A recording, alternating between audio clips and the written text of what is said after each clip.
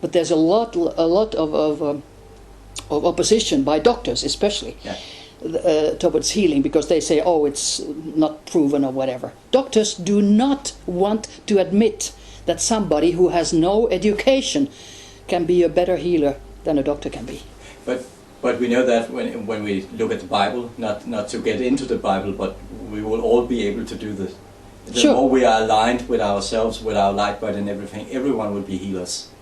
But when we get to the fear stuff, because that's also to do with the doctors, that they are afraid of, losing their power or their prestige or something. But when we go to fear and death, I think it's very important that we need to make them understand that death is an illusion, and the one life, if you think there's only one life, you will get fearful because, there's so much you need to know and do and stress and all this, and you need to collect a lot of stuff while being here, but you have your experience about death and that it goes on forever, life. Yes. In medical schools, it's very, very unfortunate that I understand that in any country, it's never taught to the medical students what it is to be a human being on this planet. They teach anatomy, they teach physiology, they teach the psyche, how it's sick, in psychiatry. But what are the limits of your consciousness?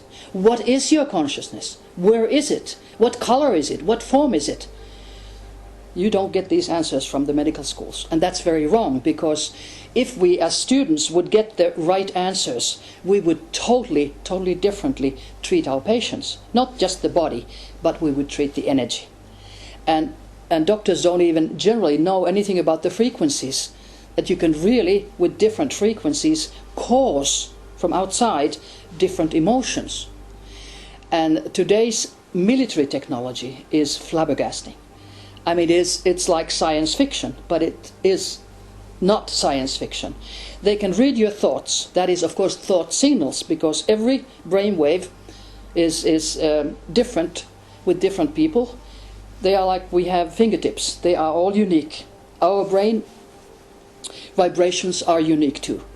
And they can be caught by computers, especially supercomputers, which I now just heard the last figure was 280 trillion in a second. Now, because I have heard that figure, and previously it was much lower, so of course in secrecy it must be much, much more.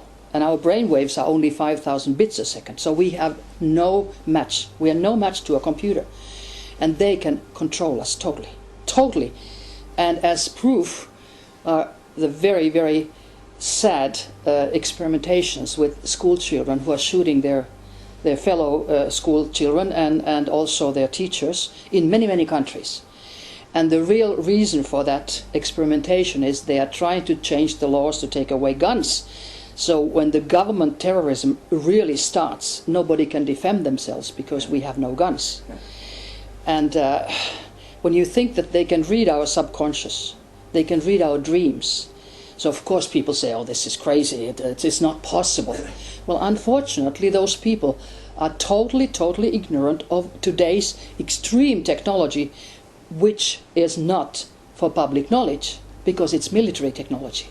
Military never tells how they have weapons of mass destruction. And mind control was already in 2002 in Geneva accepted as a weapon of mass destruction.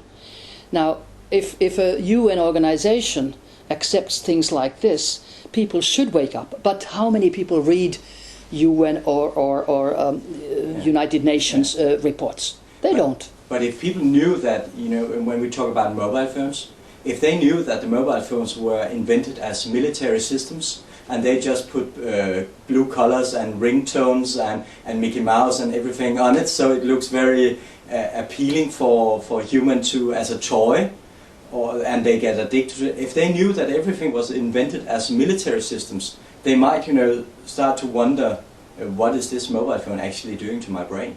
It's a weapon. It's absolutely a weapon. And the worst thing is many parents give it to their children, because they say, oh, I have to know what the child knows and where the child is after school. Now, 20 years ago, we all lived without knowing where the child was after school. Yeah. And if we know that it's a weapon that can kill, it killed, for instance, in Chechnya, General Dudayev. He was talking to the mobile phone, and his brain waves were just burnt. Yeah. They just add 20,000 times more frequency on it, Yeah. more power on it, and they're burnt.